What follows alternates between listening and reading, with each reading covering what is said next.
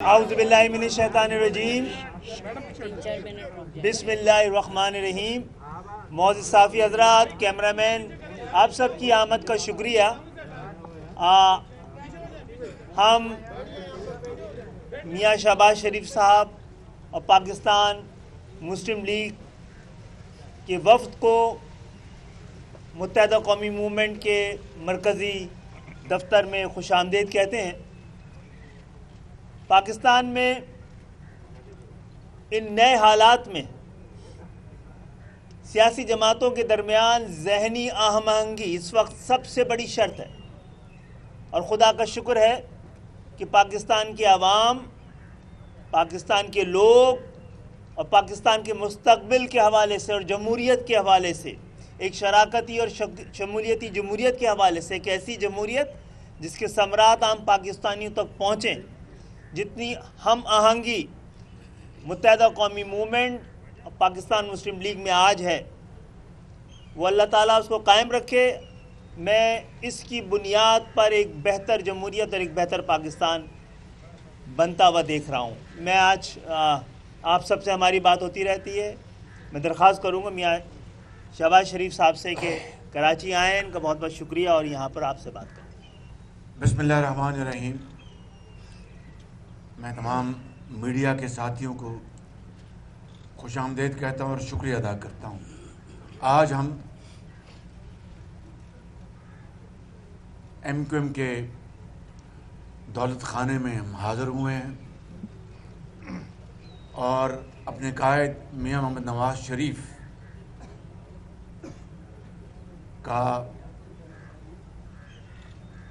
खलूस से भरा हुआ खैर सगाली का पैगाम लेके आए हैं। वैसे तो माजी में भी हमारे ताल्लुकात दहाइयों पर मुहित हैं, उनमें उतार चढ़ाव आता रहा, मगर जब 2022 11 अप्रैल को वोट ऑफ नो कॉन्फिडेंस के बाद मखलूत हुकूमत बनी,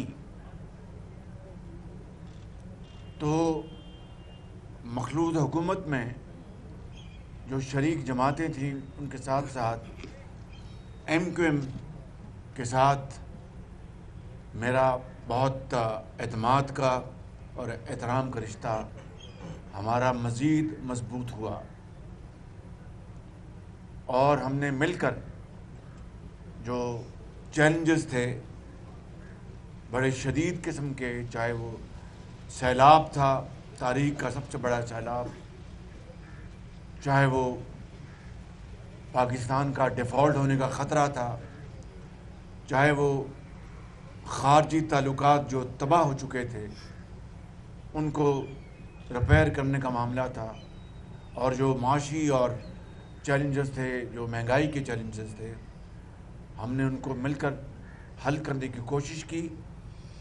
लेकिन मैं ये बात बिला खौफ तरदीद कहना चाहता हूँ कि MQM के साथियों को मैंने इंतहाई पुरजोश पाया और मामलात को तय करने में खलूस दिल के साथ इनकी जो तावन था, मैंने पहले भी उसका शुक्रिया अदा किया, मगर आज फिर मैं यहाँ पर पब्लिकली उसका इज़हार करना चाहता हूँ। मैं समझता हूँ कि अगला इलेक्शन ये फ़ैसला करेगा कि क्या पाकिस्तान ने तरक्की और खुशहाली की तरफ जाना है। इंशाअल्लाह अल्लाह ताला ने चाहा तो यही फ़ैसला होगा, मगर जो कुव्वतें, वो अनासर जो पाकिस्तान को सियासी और माशी और समाजी इंतशार में मुब्तला देखना चाहते हैं, उनकी साजिशें आज अरूज पर हैं और उसका एक वाहिद हल है कि जो 4-5 सालों में जिस बुरे तरीके से دشنام ترازی، گالی گلوچ، ایک دوسرے کے خلاف بے بنیاد الزامات کی بوچھاڑ، اور سب سے بڑھ کر جھوٹ، اور شبانہ روز جھوٹ بولا گیا، اور پاکستان کے معاشرے میں جو زہر گھولا گیا. میں سمجھتا ہوں کہ اس الیکشن نے اس بات کا ثبوت مہیا کرنا ہے کہ اس ملک کے اندر سیاسی قیادت میں وہ شعور ہے، میں وہ حوصلہ ہے، اور وہ ولولہ ہے کہ ان تمام معاملات کو باہمی مشاورت، تعاون اور بھائی چارے کے ساتھ حل کرتے ہوئے اس زہر کا خاتمہ کرے. اور یہ زہر ایک دن میں ختم نہیں ہوگا، ایک سال میں ختم نہیں ہوگا، اس کو کئی سال لگ جائیں گے. لیکن ہم نے اس الیکشن کے نتیجے میں اس طرف ہم نے سفر کا آغاز کرنا ہے، ترقی اور خوشحالی کا، امن کا، پاکستان کو اس کے کھوئے مقام کو واپس دلانے کا، پاکستان کو اس خطے میں ایسے ممالک جو ہم سے کوسوں میل پیچھے تھے آج ہم سے آگے چلے گئے. ایک بڑا ایک حادثہ ہے، یہ شومی قسمت ہے ہماری. لیکن جب قوموں میں اس طرح کے چیلنجز آئیں، اس طرح کے کٹھن مسائل آئیں، چیلنجز آئیں، تو پھر قوم وہی زندہ رہتی ہے جو ایک ہونے کا فیصلہ کرتی ہے، یکجاں دو غالب ہونے کا فیصلہ کرتی ہے، اور یہ دل کی اتھاہ گہرائیوں سے فیصلہ کرتی ہے کہ ہم اپنے اختلافات کو ختم کر کے اس سے بالاتر ہو کر اپنی ذات سے، پسند ناپسند سے، اور ہم اس ملک کے کروڑوں عوام کی خوشنودی، ترقی اور خوشحالی کے لیے ہر چیز وقف کر دیں گے. میں سمجھتا ہوں کہ یہی وہ واحد راستہ ہے جو پاکستان کو، اور یہاں پر جس جگہ میں کھڑا ہوں اس شہر میں لاکھوں لوگ ہجرت کر کے آئے اور راستے میں ان کے پیارے شہید ہوئے، ماں اور بہنوں کے آنچل پھٹے، بڑی قیمت ادا کرنی پڑی. حضرت قائد نے جو خواب دیکھا تھا، لاکھوں لوگوں نے جام شہادت نوش کیا، تب پاکستان مارز وجود میں آیا. آج 76 سال بعد بھی اس شہر قائد میں ہم کھڑے ہیں. دل پہ ہاتھ رکھ کے بتائیں کہ کیا ہم نے اس خواب کی تکمیل کے لیے کیا کیا. افسوس سے کہنا پڑتا ہے کہ ہم وہیں کھڑے ہیں جو ہم 76 سال دائرے میں گھومتے رہے. لیکن it is never too late, اور میرا ایمان ہے کہ اگر ہم مل کر پاکستان کی تعمیر کے لیے، پاکستان کی ترقی کے لیے، 22 کروڑ عوام کی خوشحالی کے لیے، نوجوان نسل کو تعلیم کے زیور سے آراستہ پیراستہ کرنے کے لیے، ان کے ہاتھوں میں کلاشنکوف نہیں بلکہ لیپ ٹاپ اور جدید علوم کی کتابیں ان کے ہاتھوں میں تھمائیں، تاکہ وہ بھی دنیا میں اور پاکستان کے اندر اپنے جوہر دکھائیں. یہ کام کوئی فرد واحد نہیں کر سکتا، یہ صرف اور صرف شراکت داری اور ٹیم ورک سے ہوگا. اور میرا ایمان ہے، اور یہ شہر کراچی میں آج صبح بھی میں نے پریسر میں کہا اور کل بھی، but I want to say even at the cost of reputation, کہ یہ پاکستان کا سب سے بڑا کماؤ شہر ہے.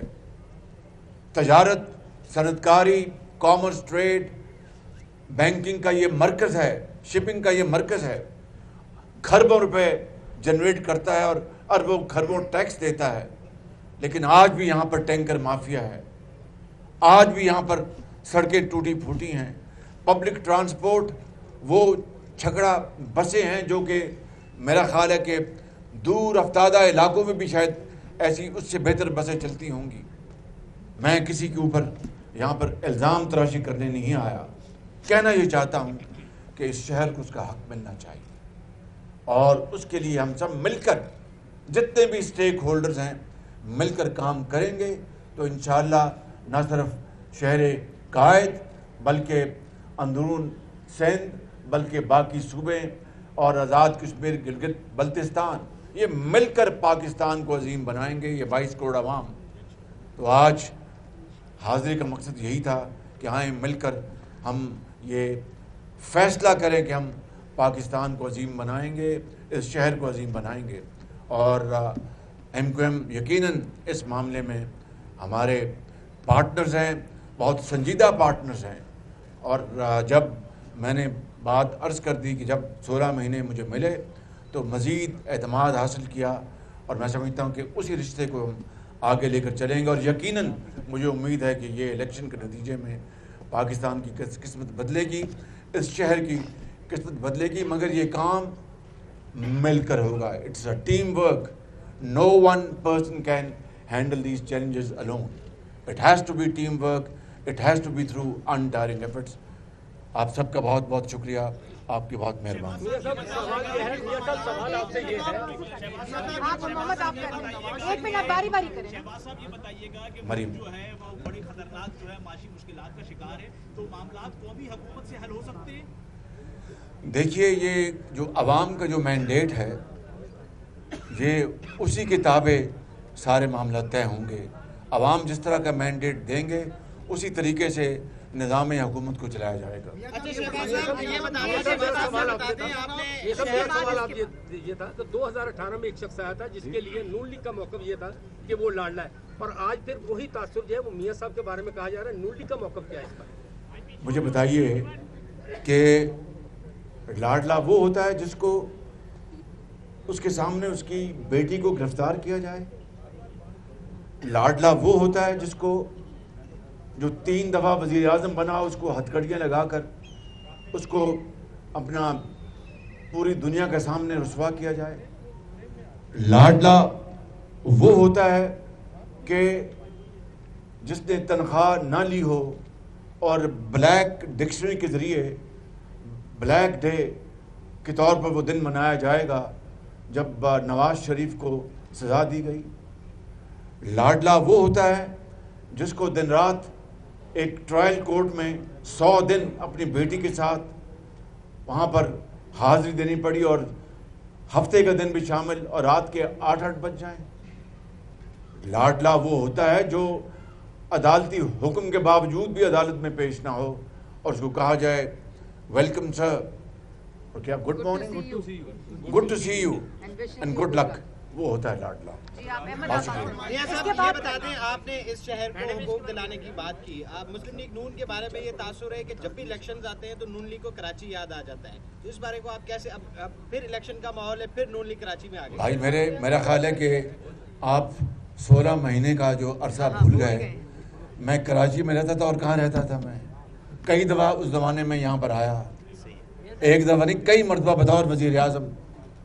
خدا را ذرا حقائق سامنے رکھ کر بات کریں۔ بہت شکریہ۔